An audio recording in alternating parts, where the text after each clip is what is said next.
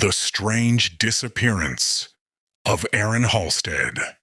A midnight walk into nowhere. There are disappearances that feel like broken puzzles, scattered pieces waiting to be assembled. And then there are those few cases where every piece fits too well, only to reveal a picture that still makes no sense. Tonight, we go to the rural Midwest, a place where empty fields look endless under the night sky, where rivers run quietly behind groves of cottonwood trees, and where a 19-year-old college student named Aaron Halstead vanished while talking to his father on the phone. He wasn't running. He wasn't hiding. He wasn't in danger, at least not yet. He was walking, talking, and describing everything he saw. And then he screamed. The phone went silent, and no one has heard from him since. This is the strange disappearance of Aaron Halstead. Be sure to subscribe for more chilling tales. Aaron was born on February 11, 1990, in the small farming town of Valley Run, located in the far western corner of Nebraska, close to the South Dakota border. With a population of barely 4,000 people, Valley Run was the kind of place where the wind had a personality, where people greeted each other by name in the grocery store, and where Friday night football was a community-wide event. Aaron grew up with his sister Nicole in a modest home on Millstone Road. His parents, Caleb and Marjorie Halstead, always said the same thing about him. He came into the world curious. By age 3, he was taking apart radios and trying to reassemble them.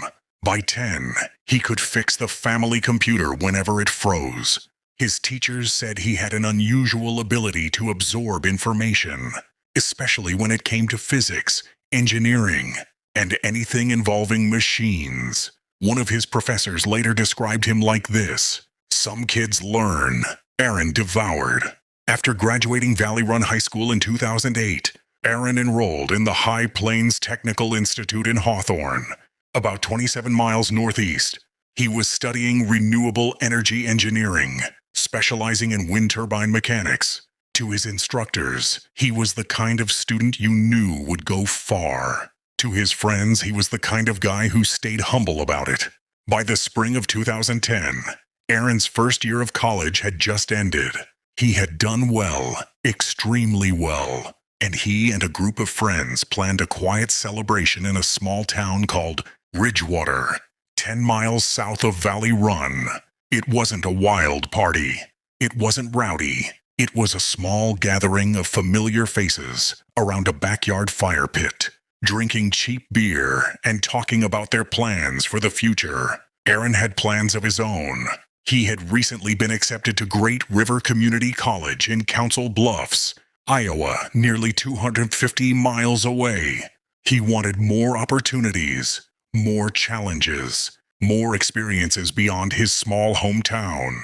That night, friends later reported that Aaron had a few drinks, but was not drunk, not slurring, not stumbling. As one friend put it, he looked tired, but he wasn't messed up. Around 11 p.m., Aaron said goodbye to the group and drove north toward Hawthorne, where another friend, one who was also planning to leave Nebraska, was hosting a small gathering. He stayed there for less than an hour, had one more drink, talked to a few people, and just after midnight he headed home. Except, he didn't take the highway. Instead, he turned onto the old section roads, narrow gravel routes cutting between dark crop fields. No one knows why. Some think he wanted to avoid police patrols. Others think he simply took a wrong turn. There's also the possibility, and this will matter later, that darkness, fatigue, alcohol, and his poor vision in one eye all contributed to a disastrous navigation error. Whatever the reason, it was the last known decision he made freely. At 1:56 a.m., Aaron's parents were startled awake by the sound of his ringtone. Caleb answered. What he heard made his stomach twist. "Dad, I need help. I think I ran into a ditch." Aaron sounded confused but not panicked. He explained that he was somewhere between Valley Run and Ridgewater, which the family knew immediately was impossible, because he had just been in Hawthorne. Still, Caleb and Marjorie got in their truck and drove toward Ridgewater, trying to follow Aaron's flashing headlights, which they could hear clicking on and off through the phone. But there was nothing. No headlights, no dust cloud, no sign of Aaron at all, because he wasn't there, not even close. The truth wouldn't be known until the next day, but Aaron was nowhere near where he believed himself to be. He was, in reality, over 20 miles northwest of Valley Run, on a remote maintenance road between Tarrant and Bridle Creek, two smaller farming communities that barely appeared on a map. The area was pitch black. Fields stretched endlessly, and the nearest paved road was miles away. His car had slid down a steep embankment, its tires hanging inches above the ground. It wasn't wrecked. It wasn't damaged. It was simply stuck, as if the earth had swallowed its wheels. Aaron tried calling his friends first. No answer. It was nearly 2 a.m., so he called home. At around 2:27 a.m., after growing frustrated that his parents couldn't find him, Aaron said, "Just meet me in Braxton. I think I can see it from here." Braxton was a small town with a single bar, the Briar's Den Tavern. Caleb dropped Marjorie back home, then drove alone to the tavern and waited. At 2:41 a.m., Aaron called again. He said he was walking along a field. He said he could see fences and hear rushing water. He said he was moving toward lights in the distance. Caleb kept him on the phone, step by step, breath by breath. Aaron described the terrain as though he were walking along Braxton's Riverside Park, but investigators would later determine he was actually walking through empty, unplanted farmland, mistaking it for a familiar place due to the darkness. And then, at 3:11 a.m., Aaron shouted, "Wait!" There was a sharp noise, a crack, a scrape, and the line went silent. Caleb kept calling, over and over. For several minutes, the phone continued ringing, then voicemail. Then, after 4 a.m., still ringing again. By dawn, panic had replaced confusion. At 6:40 a.m., the Halsteads contacted local law enforcement. They were told to wait 24 hours, since Aaron was legally an adult. The Halsteads refused. They bypassed dispatch and contacted the county sheriff directly, a man named Sheriff Ron Yates, who immediately recognized the urgency. By mid-afternoon, deputies had obtained Aaron's cell tower data. The results were shocking.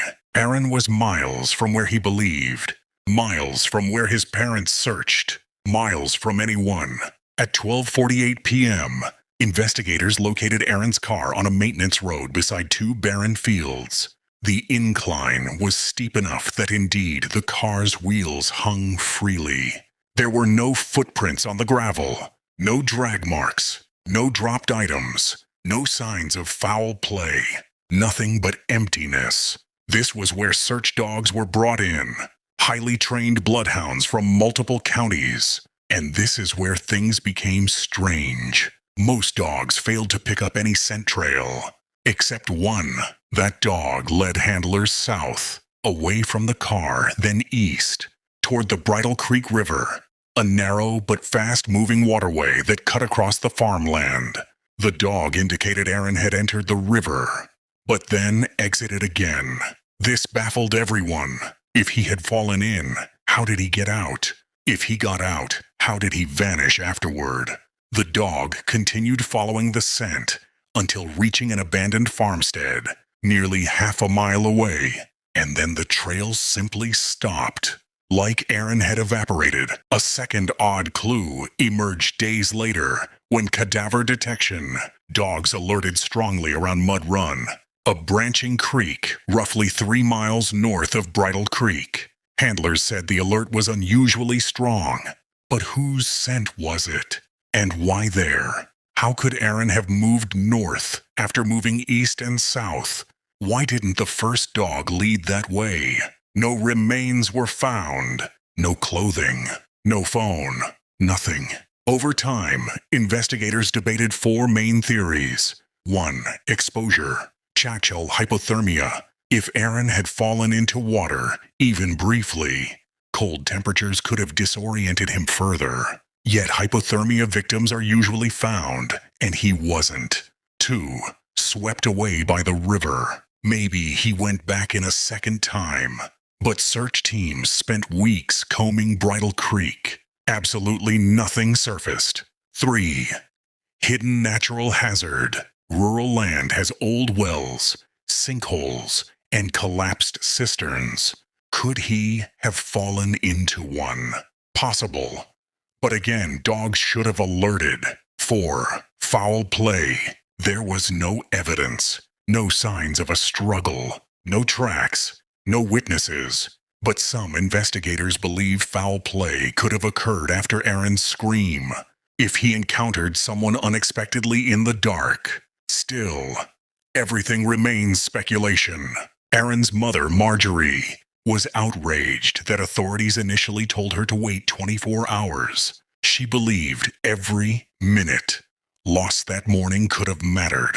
She pushed state legislators to change the rules. As a result, Nebraska passed Halstead's law requiring immediate law enforcement response when a missing adult situation indicates danger, regardless of age. A law born out of heartbreak. 16 years have passed. No trace of Aaron has ever been found. No phone, no backpack, no clothing, no remains, nothing. The fields where he walked have been replanted dozens of times. The river levels have risen and fallen. Buildings have been torn down and rebuilt. But the land has kept its secret. Aaron's father once said, "It's like the earth swallowed him." And until evidence proves otherwise, that may be the closest truth the world will ever have. This case remains one of the most baffling disappearances in the Midwest. A young man walking through empty farmland, talking to his father, and then gone. No answers, no closure, just a single scream in the darkness and a phone line that went silent. If you have thoughts or theories, leave them below. And as always, stay safe out there.